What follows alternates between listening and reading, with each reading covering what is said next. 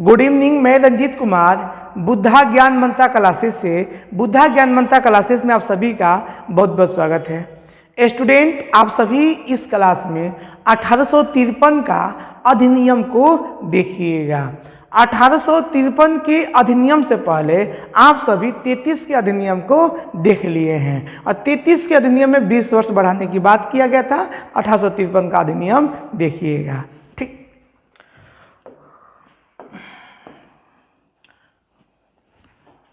1853 का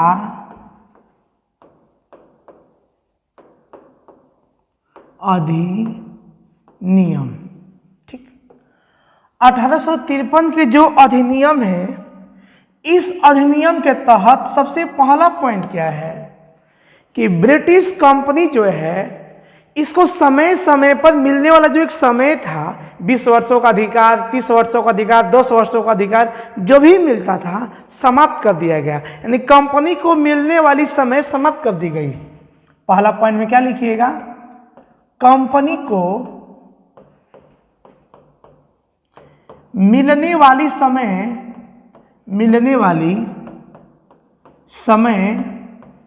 समाप्त कर दिया गया, समाप्त कर दिया गया। दूसरा पॉइंट में देखिएगा आप सभी, दूसरा पॉइंट में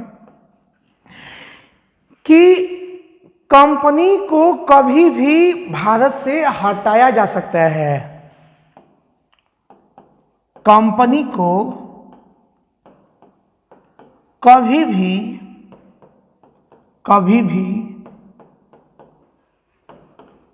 भारत से समाप्त किया जा सकता है,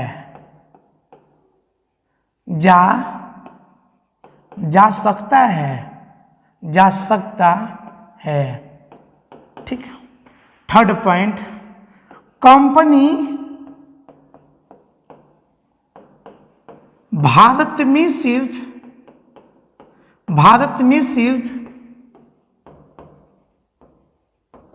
राजनीतिक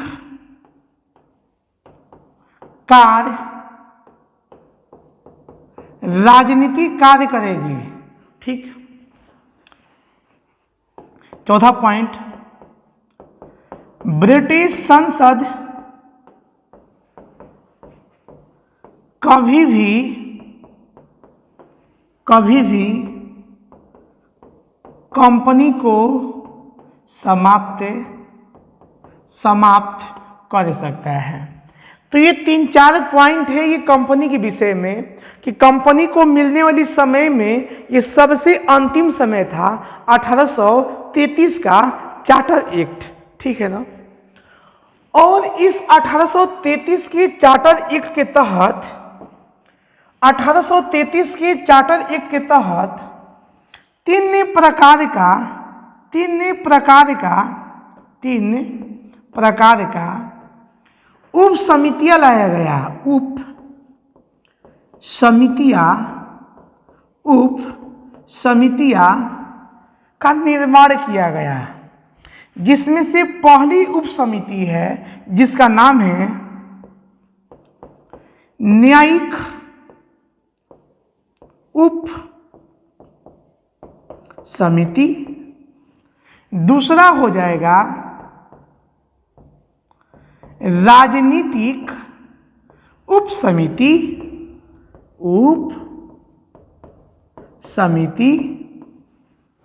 तीसरा हो जाएगा वित्तीय उप समिति। वित्तीय उप समिति, राजनीतिक उप समिति और न्यायिक उप समिति। यहां पर देखिएगा कि 3 प्रकार की उप समितियों का निर्माण किया गया 1833 के अधिनियम के तहत। इसके बाद में ध्यान दीजिएगा, 1853 के अधिनियम के तहत यहां पर विशेष कार्य किया जाएगा। पहला देखिएगा कि यहां पर एक विधि जो सदस्य हैं, विधि सदस्य विधि सदस्य, विधि सदस्य की शक्ति को बढ़ा दिया जाएगा। शक्ति को क्या कर दिया गया यहाँ पर? बढ़ा दिया गया। किसके शक्ति को? तो विधि सदस्य का जो शक्ति है उसको बढ़ा दिया गया। ठीक, तो विधि सदस्य की शक्ति को बढ़ाया गया। इसको बहुत ज़्यादा अच्छा तरीका समझने के लिए आप इस तरह से यहाँ पर ध्यान दीजिएगा। यहाँ पर लिखेंगे कि 1833 की अधिनियम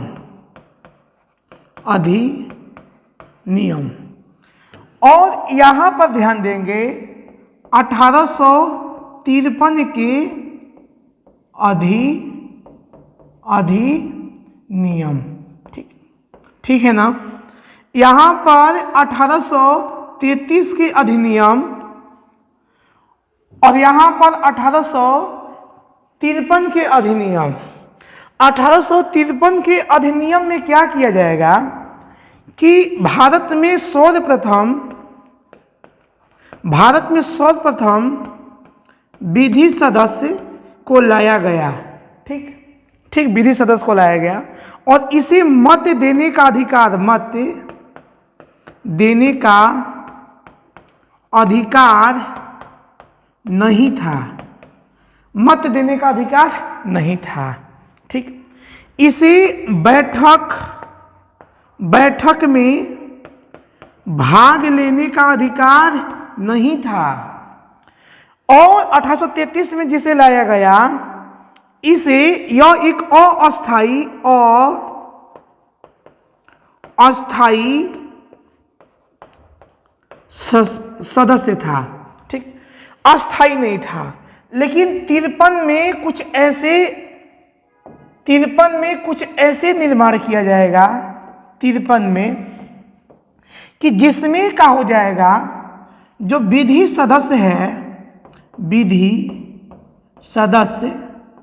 विधि सदस्य को गवर्नर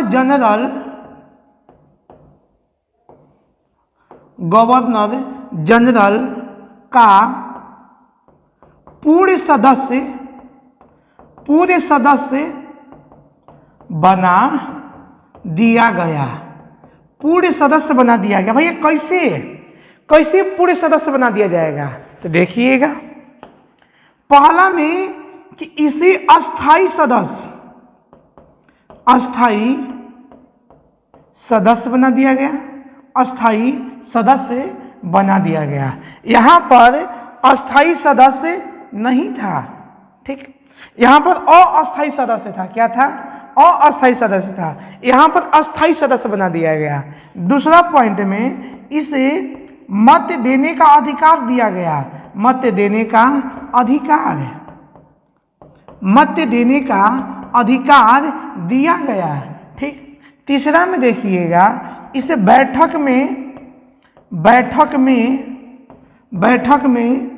भाग लेने का अधिकार दिया गया। बैठक में भाग लेने का भी अधिकार इसे दे दिया गया। किसके बैठक में? तो गवर्नर जनरल के कार्यकारिणी परिषद में वोट मारने का इत्यादि काम करने का अधिकार यहाँ पर दिया गया। यहाँ पर तो नहीं। तो इसकी शक्ति में वृद्धि हुआ कि नहीं? बिल्कुल, इसके शक्ति में वृद्धि हुआ ना। हाँ, इसके शक्तियों में वृद्धि हुई। किसके शक्ति में? तो गवर्नर जनरल के जो विधि सदस्य थे उसके शक्ति को थोड़ा सा बढ़ा दिया गया, जो कि इस प्रकार से यहाँ पर बढ़ाया गया है। ठीक, इसके बाद आप सभी ध्यान दीजिएगा। ठीक, कि 1833 के अधिनियम, माफ कीजिएगा 1853 बोला जाता है। 1853 के एक्ट या अधिनियम या राजलेख, कुछ भी बोल सकते हैं। 1853 के अधिनियम। ठीक, अब इस अधिनियम में बोला गया कि बंगाल के लिए नए गवर्नर की नियुक्ति होगी। ठीक, तो बंगाल के लिए एक नए गवर्नर की नियुक्ति होगी। इसका मतलब क्या हुआ कि बंगाल के गवर्नर जनरल, ठीक ना, यहां पर लिख देते हैं भारत के गवर्नर जनरल, भारत के गवर्नर जनरल बंगाल के गवर्नर का कार्य नहीं करेंगे। बंगाल के लिए कार्य नहीं करेंगे, नहीं करेगा।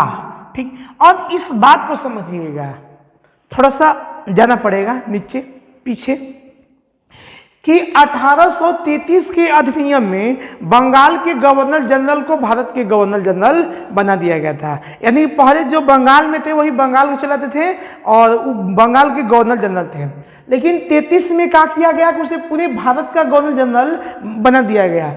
अब वही जो पूरे भारत का बन गया है वही बंगाल के लिए काम कर रहा है। तो बोला गया नहीं, ऐसा नहीं, बंगाल के लिए अलग होगा। ठीक, और इस प्रावधान पर यहाँ पर और एक बात बोल दिया गया, यहाँ पर और एक बात सबसे वीवीआई बात बताने जा रहे हैं, जो बोल दिया गया कि जब तक बंगाल में गवर्नर जनरल का नियुक्ति नहीं होता है, जब तक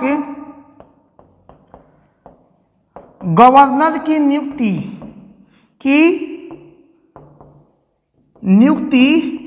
नहीं होती है, ठीक ना, जब तक गवर्नर की नियुक्ति नहीं होती है तो governor general board of director से अनुमति से लेफ्टिनेंट गवर्नर की नियुक्ति करेंगे। लेफ्टिनेंट गवर्नर की नियुक्ति करेगा या करेंगे। इस बात को समझिएगा कि बोल दिया गया कि बंगाल के लिए एक गवर्नर चाहिए, जब तक बंगाल में गवर्नर नहीं बनता है तब तक लेफ्टिनेंट गवर्नर की नियुक्ति करेगा। तो कौन करेगा? आपका गवर्नर जनरल। ये गवर्नर जनरल करेगा, किससे अनुमति लेगा? बोर्ड ऑफ डायरेक्टर से। ठीक, तो यहां पर सबसे महत्वपूर्ण क्वेश्चन क्या बन रहा है कि बंगाल में प्रथम लेफ्टिनेंट गवर्नर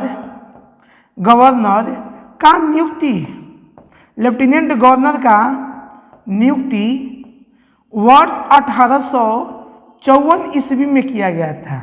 तो बताइए कि भारत में पहला बार लेफ्टिनेंट गवर्नर की नियुक्ति कब किया गया? 54 में। कहाँ किया गया? बंगाल में। ठीक, और एक पॉइंट और ले लीजिएगा यहां पर कि 1859 में पंजाब में लेफ्टिनेंट गवर्नर का नियुक्ति किया गया। तो भारत में पहला लेफ्टिनेंट गवर्नर वाला राज्य कौन हो गया? बंगाल। दूसरा कौन हो जाएगा? पंजाब। बंगाल में कब किया गया? ठीक है, एक पॉइंट और नोट में समझिएगा कि वर्ष 1853 से 1912 ईस्वी तक बंगाल में गवर्नर नहीं, ठीक ना, कि बंगाल में गवर्नर का नियुक्ति नहीं हुआ। ये कई बार बड़े बड़े एग्जामों में पूछा हुआ है। तो 1853 से 1912 तक बंगाल में गवर्नर के रूप में कार्य कौन कर रहा होगा? आपको यहाँ पर बताना पड़ेगा। लेफ्टिनेंट गवर्नर का नियुक्ति होता था और लेफ्टिनेंट गवर्नर यहाँ पर कार्य को करते थे। ठीक है, इसके बाद समझिएगा 1953 का अधिनियम। ठीक, इसके तहत क्या किया जाएगा? यहां पर ध्यान दीजिएगा कि बोर्ड ऑफ डायरेक्टर, इसको बोलते हैं हिंदी में निर्देशक मंडल। क्या बोलते हैं? निर्देशक मंडल। इसमें कुल सदस्यों की संख्या 24 था। कुल सदस्य कितने थे? 24 थे। और कुल सदस्य कितने थे? 24 थे। और 24 में से घटाकर 18 कर दिया गया। तो 24 सदस्य थे और इस 24 सदस्य में से घटाकर कितना कर दिया? 18 कर दिया गया। और इस 18 सदस्य में से भी इसमें 6 सदस्य क्राउन, कौन? ब्रिटिश क्राउन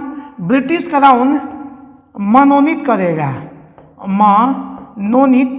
करेगा, जिसे चाहेगा उसे बना देगा। पहले तो इसके 24 सदस्य था, इसमें से 18 कर दिया गया।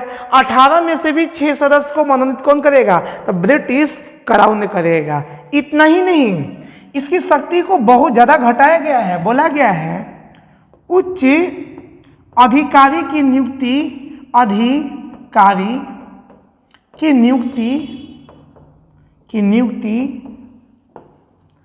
करने का अधिकार को समाप्त किया गया। क्या किया गया? कि उच्च अधिकारी की नियुक्ति करने की जो आपका अधिकार है, इसको समाप्त किया गया। ठीक है ना? ठीक है। तो यहां पर एक चीज और देख लीजिएगा कि इसी अधिनियम के तहत कर्मचारियों की नियुक्ति के लिए कर्मचारी ब्रैकेट में लिखते हैं सरकारी नौकरी, ठीक ना? सरकारी नौकरी। ठीक, इस अधिनियम के तहत कर्मचारी के नियुक्ति हेतु नियुक्ति के लिए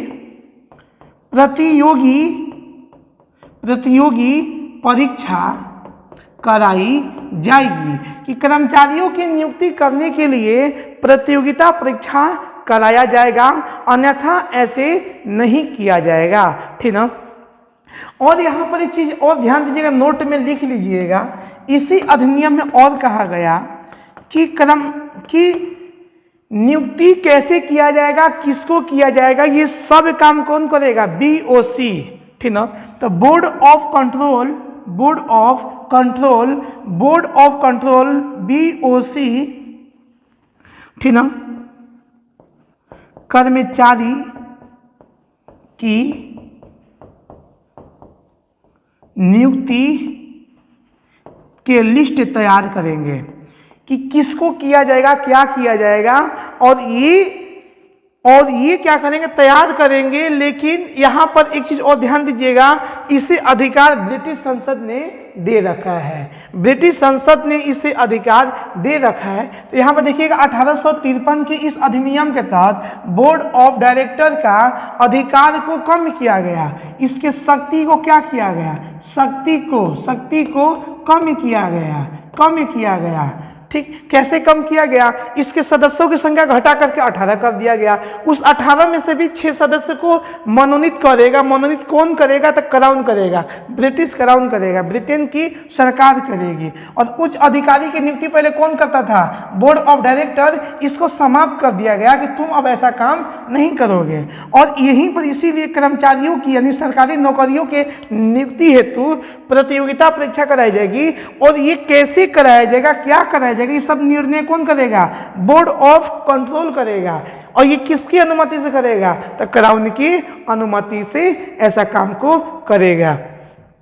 इतना ही नहीं, इसमें और एक पॉइंट आपको जोड़ना होगा, लिख लीजिएगा, बोल देते हैं कि कंपनी का वेतन यानी कि बोर्ड ऑफ कंट्रोल का वेतन, ठीक ना, बोर्ड ऑफ कंट्रोल का वेतन कंपनी देगा, सरकार अब ब्रिटेन की सरकार नहीं देगी। यानी कि इसका वेतन कौन देगा? कंपनी देगा।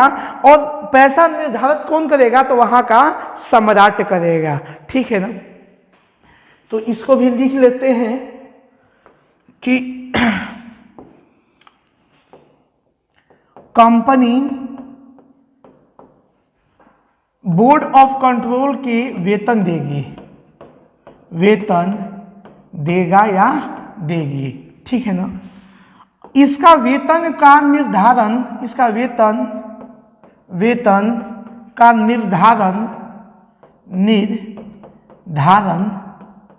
ब्रिटेन की सम्राट करेगा। इसका वेतन का निर्धारण ब्रिटेन की सम्राट करेगा। ठीक है ना। अब एक चीज और आप लोग समझिएगा कि गवर्नर जनरल की कार्यकारिणी परिषद की पृथक कर दिया गया। ठीक ना। तो यहां पर लिखते हैं एक पॉइंट और कि 1853 के अधिनियम के तहत, ठीक, गवर्नर जनरल की कार्यकारिणी